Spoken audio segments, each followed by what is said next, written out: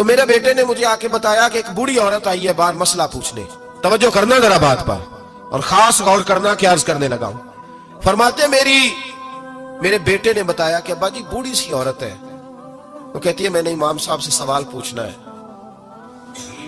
فرماتے پردے کے پیچھے بٹھایا, میں بھی بیٹھ گیا تو بی بی آئی اور جچے تلے لفظوں میں فٹافٹ اس نے بات شروع کر دی. عورت کو حکم ہے غیر محرم سے بات کرے تو میٹھے انداز میں نہ کرے, میٹھے انداز.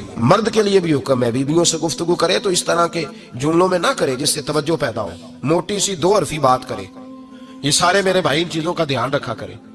عورت غیر محرم کے ساتھ میٹھی گفتگو کرنا, دلوں میں کجی پیدا ہو, یہ منع ہے. امام صاحب فرماتے ہیں بوڑھی تھی پر اس نے بات چھیڑی پردے کے پیچھے بیٹھ کے, تو بڑے جچے تلے 2-3 جملوں میں کہنے لگی امام صاحب مسئلہ پوچھنا ہے. پھر میں پوچھو. کہتے میں بڑا تیار تھا اور میں اللہ نے بڑا علم سے انہیں نوازا تھا. کہتے میں پریشان کبھی نہیں ہوا تھا, لیکن یہ بی بی پریشان کر گئی. یہ متقی لوگ تھے. فرماتے ہیں میں نے کہا بی بی پوچھو. کہنے لگی حضور میں نا محنت کی کمائی سے روٹی کھاتی ہوں, چرخہ رکھا ہوا ہے, سوت کاٹ کے اس کی کمائی کھاتی ہوں, سارا دن مزدوری کرتی ہوں, کبھی کبھی کام رہ جاتا ہے تو 14ویں کے چاند کی روشنی میں چھت پہ بیٹھ جاتی ہوں تو چرخہ کاٹتی ہوں. بادشاہ کا لشکر میرے قریب سے کبھی کبھی گزرتا ہے, ان کے پاس بڑی بڑی لالٹینیں, بڑے بڑے ان کے پاس روشنی کے بندوبست ہوتے ہیں. لشکر بادشاہ کا گزرتا ہے تو بہت بڑا لشکر ہوتا ہے, کئی کلومیٹر تک وہ گزرتا جاتا ہے, تو کئی دفعہ اچانک اس کی روشنی بھی میرے چرخے پہ پڑ جاتی ہے. مسئلہ یہ پوچھنا ہے کہ اس روشنی میں جو میں سوت کاٹتی ہوں اس کی کمائی میرے لیے حلال ہے کہ حرام ہے؟ امام احمد بن حنبل فرماتے ہیں میں تڑپ کے رویا. بی بی تو کبھی کسی نے پوچھا ہی نہیں, اتنی باریک.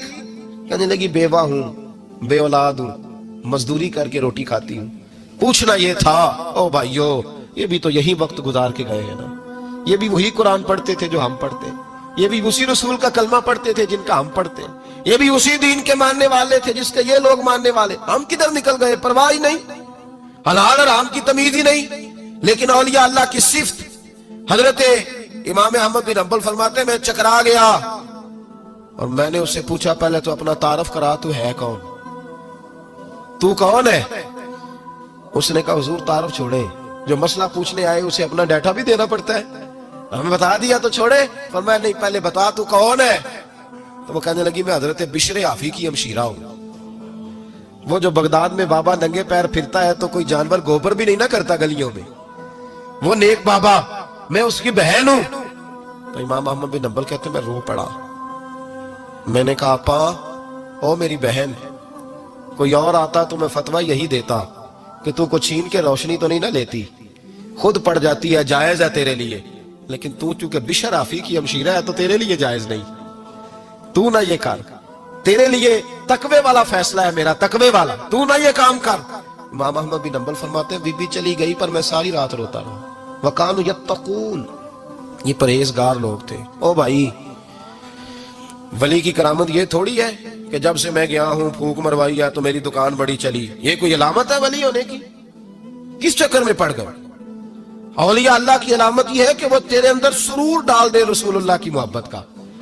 ولی اللہ کی علامت اقبال کہتے ہیں وہی ہے تیرے زمانے کا امام برحق جو تجھے حاضر و موجود سے بیزار کرے اور موت کی شکل میں دکھلا کے تجھے جلوائے یار, زندگی تیرے لیے اور بھی دشوار کرے, مشکل کر دے, تیرا مرنے کو دل کرے, تیرا دل کرے کہ مروں گا تو محبوب کے جلوے پھر سے نظر آئیں گے.